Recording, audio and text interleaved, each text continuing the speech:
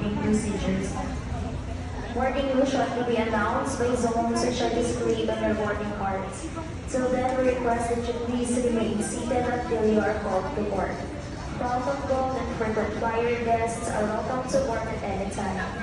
In the interest of safety, please remember that only one item of hand baggage is allowed in the aircraft cabin. This must fit under the seat in front of you or in the overhead compartment.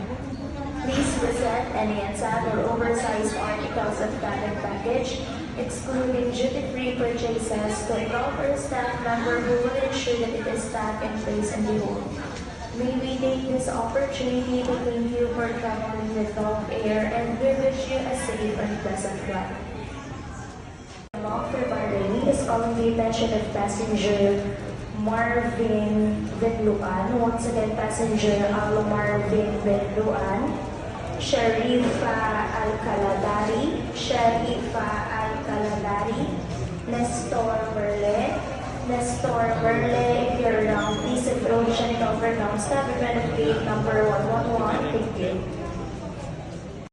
Now we have passengers seated on zone number 1. Once again, passengers seated on zone number 1.